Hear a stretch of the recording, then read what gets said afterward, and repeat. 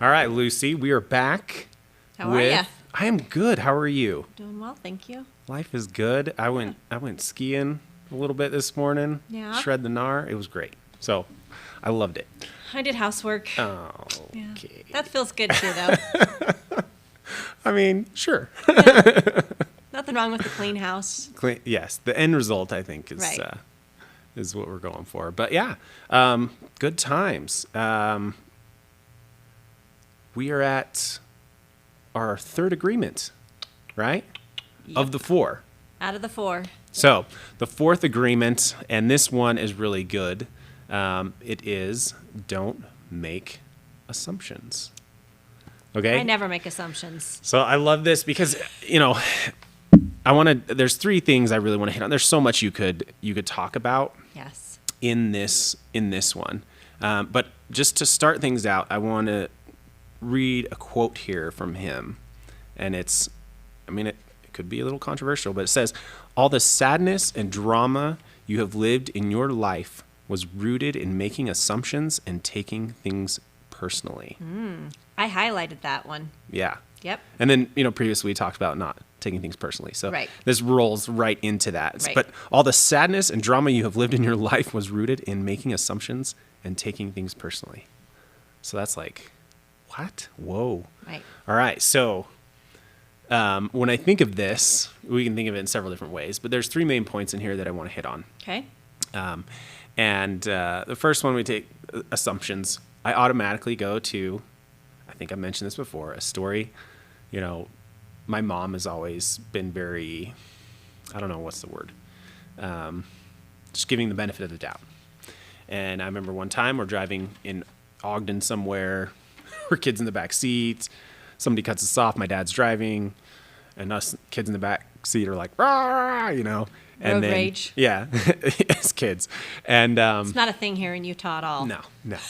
And so she's like, "Now, kids, you don't know. There could be a kid throwing up in the back seat." Mm-hmm. And we're like, "Whatever, Mom."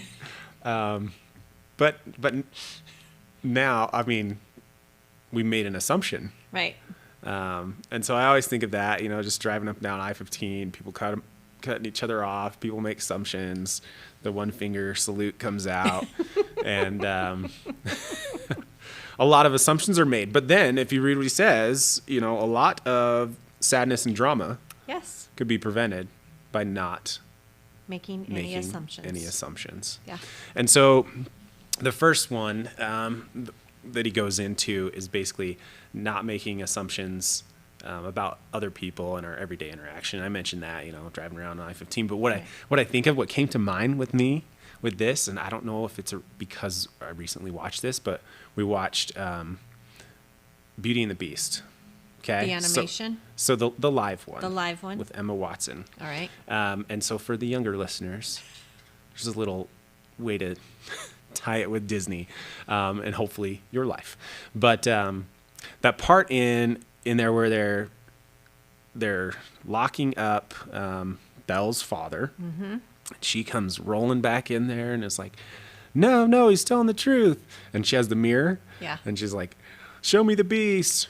Right. And then Gaston grabs it, and then he starts, they start singing the song or whatever, Right. "Kill the beast." And they're going to come get your children in the night and like all this stuff. And he's just throwing around assumptions, like the whole thing, right? Song. It's the whole song.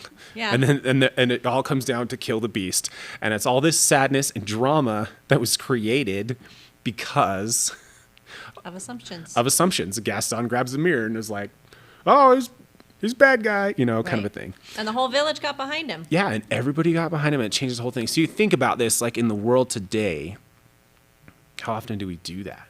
All day long. All day long, right? Has there been like major conflict, like on a global level, Mm-hmm. because of assumptions being made?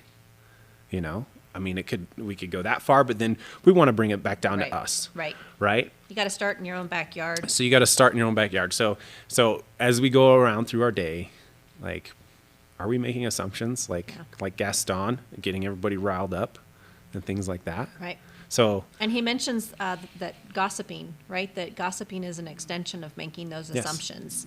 Yes. So that's what Gaston was doing. yeah, he He just starts. broke out and sung. He used the word. There we go again. Yes. To destroy instead of create. Yes. And so he got everybody fired up. They all go kicking the door and everything like that. But yeah, And really, the beast was kind and gentle. right. Yeah. So we need to take a minute, pause in our lives, Yep. not be Gaston, not make assumptions, Right. right? And then your life is going to be, drama. Far less drama, Less drama. far less pain and angst. Right. Right. He mentions that really these agreements are meant to eliminate the unnecessary suffering in your life, and That's a huge one. right, that's the entire purpose of this book. And so you can pick each agreement apart and see how it, helps to create those new habits. But yeah, assumptions just create drama and pain and unnecessary suffering. So. Yep. And you don't catch yourself, just how frequently you really are. So I like how he talks a little bit about how we don't understand, right? We think that everyone perceives things the way that we do, or sees things the way that we see them, or thinks about things the same way, which is an assumption. And then we don't understand. And that's where, these assumptions begin to take root, and we believe them. Yeah. Yeah, that's actually a really good segue into one of the other points I was going to talk about. You said people think the way we think, or we assume Right. people think the way we think. And if you think about that for a minute, that's like, whoa. I mean, like I've been in groups and things like that before, and you're sitting there like, oh yeah, everybody agrees with me, probably thinks the same way in whatever setting, Right. whatever community setting, church, just school, whatever, Right. work. Your marriage. Like, that could not be farther from the truth. When you sit Absolutely down and not. start talking with people, and they could have a completely different idea or thoughts, and it could even on the same concept of, I don't know, you could pick something like like raising your child, and like everyone's like, oh yeah, what's acceptable and what isn't, Right. and how people react to their child doing something or whatever. I mean, it's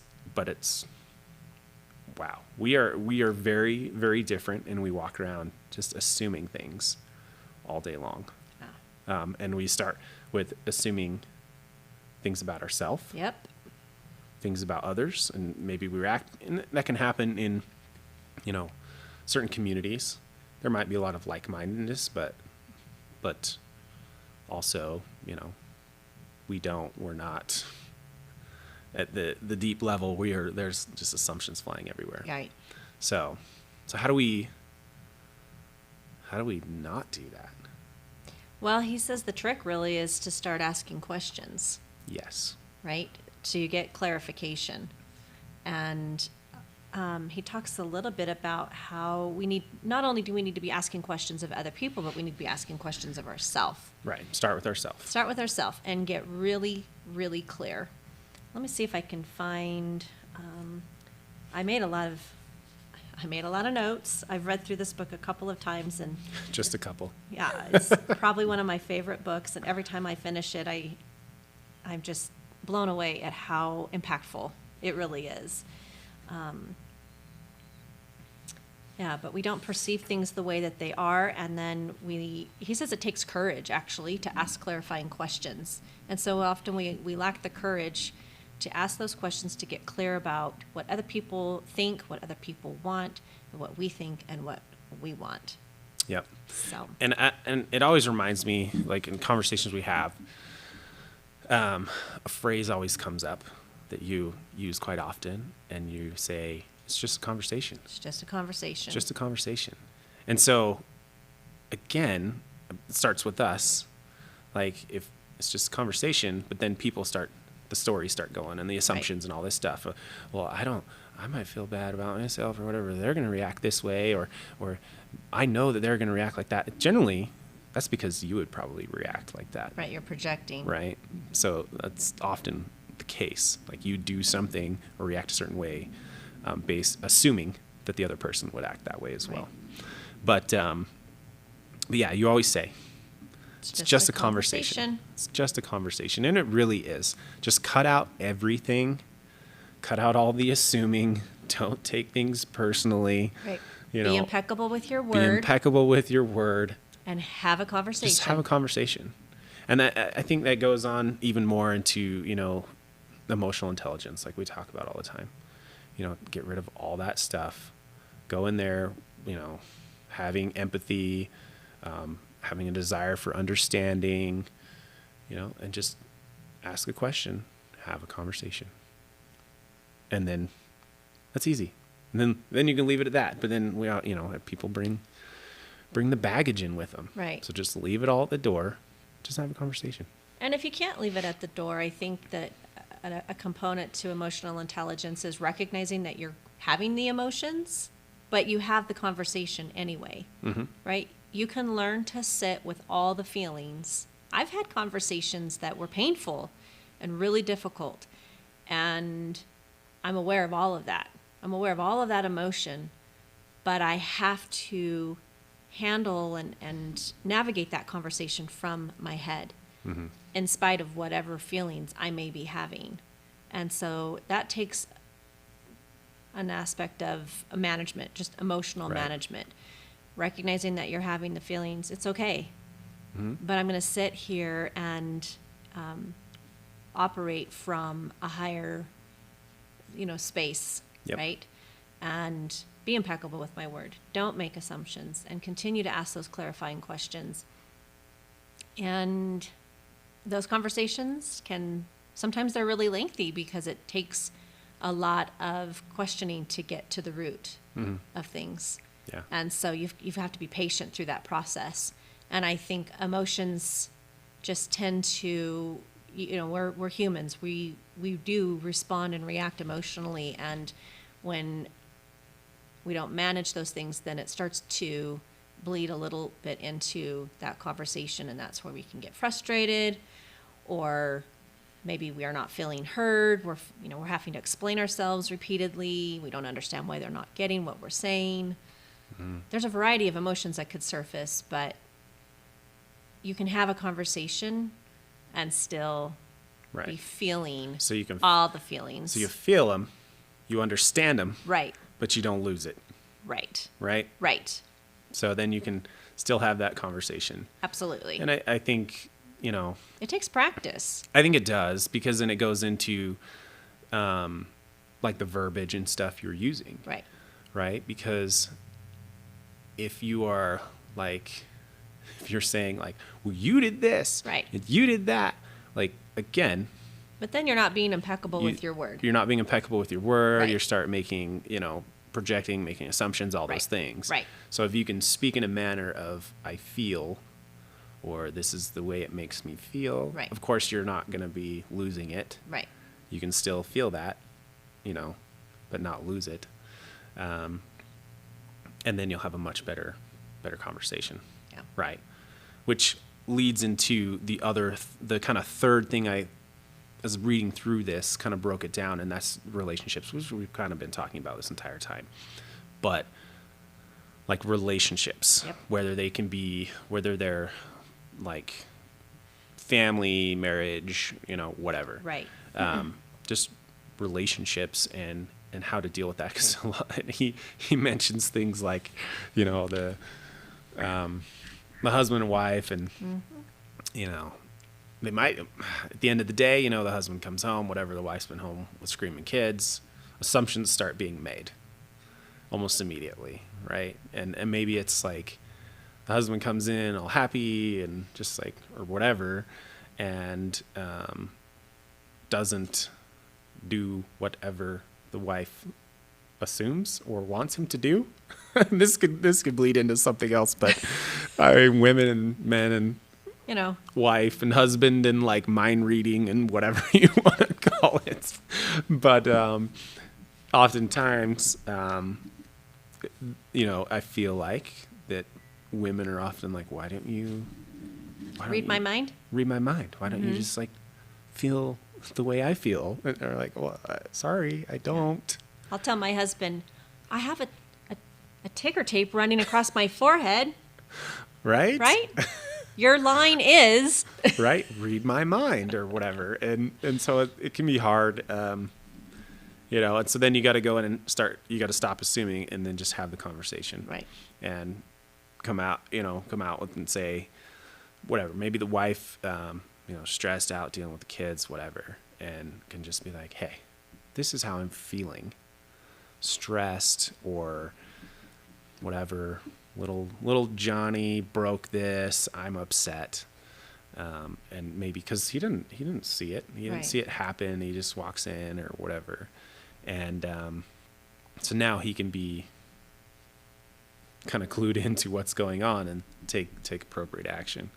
But yeah, relationships and He mentions a little bit about how we make the assumption that I think he specified in a marriage that often the assumption is you should know me well enough that you can read Yes. my mind and anticipate my needs.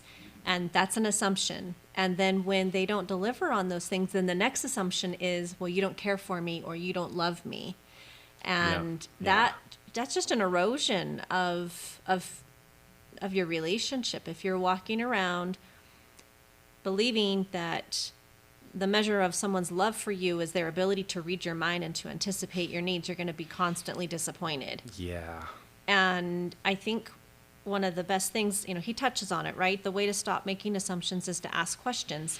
But the other thing that he mentions is to learn to ask for what you want. And so I think that that's a critical piece in being able to not only not make assumptions about ourselves, but to not make assumptions about other people, is to spend time, like you said, learning about what it is that you want, learning what it is that you want, learning what it is that you need, and then learning how to ask for it. And then recognizing that you being clear with your partner about what you want or need from them, and them following through on that, doesn't mean that their efforts are insincere. I think that's another assumption. And I know I've been guilty of that. If I have to feed him what to say, if I have to tell him what I need, if he couldn't anticipate it on his own, then when he delivers on that, it's insincere.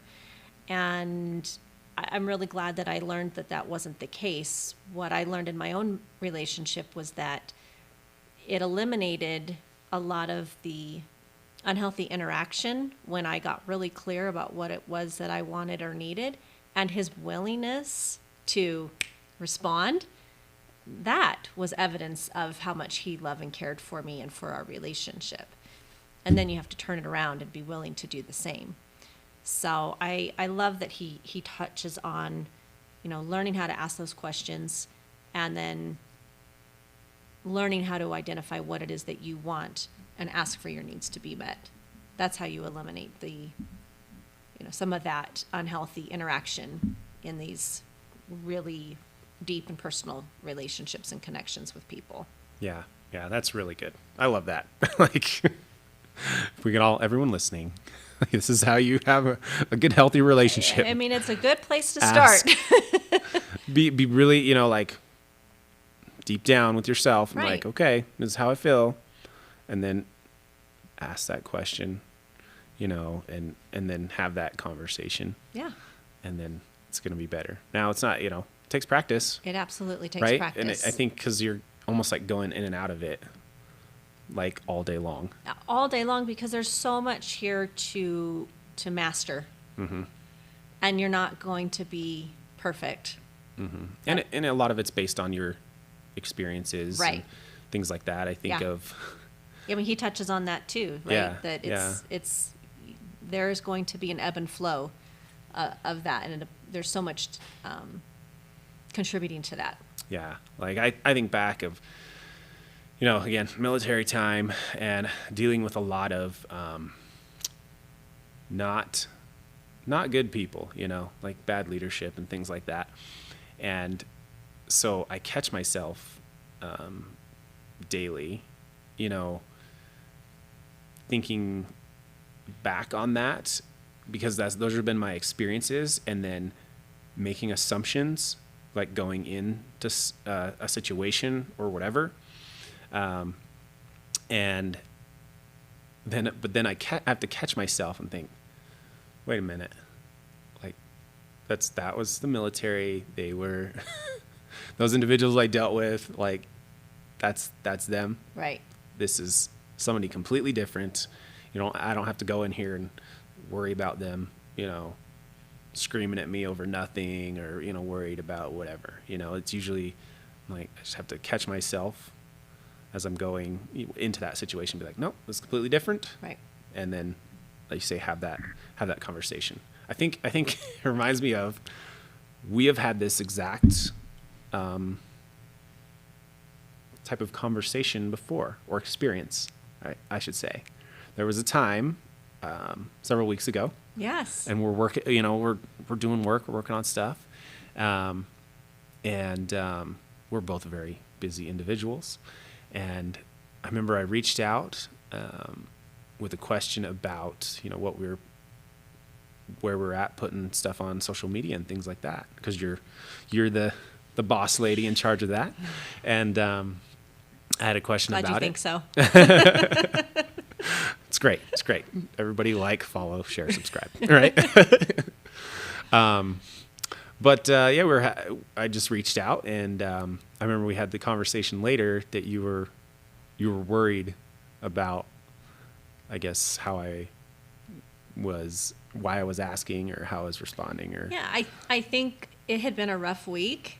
We'll give some context here so that people can really relate to this situation, because I think it's completely normal. Yep. And part of our human experience. It had been a week. There were a lot of things going on, and I felt tapped in a lot of ways, and I hadn't posted anything in a week, or really close to a week.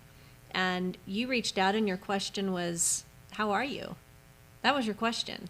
Yeah. But I knew in that moment that you were concerned, and that you were checking on me, and I, with some self-reflection, I knew that I hadn't been doing the work that I should be doing, and I hadn't reached out to you at all. I tend to, withdraw, and that's not healthy. Don't do that. A lot of people do. But a lot of people do, and I think sometimes you're just, you feel like you're just barely keeping your head above water, and it's all you can do. And so that's where compassion and for yourself and for others comes into play. But yeah, emotionally, I just felt spent in a lot of ways. But I could have reached out to you and expressed that. But I didn't. I withdrew and held things in, and you reached out. And I just knew I just knew internally in my gut what it was about and where your concerns were stemming from. And I was nervous to respond because I was making assumptions about your frustration level with me. And I sat there and stared at it, and my husband was with me, and he said, "What's going on?" And I shared, my thoughts with him about all of it. And he said, "He's reaching out because he's concerned." And I said, "I'm afraid maybe he's mad at me." And he said, "He's not 6, And it's these types of things that you guys are always talking about. So trust him. And so I did.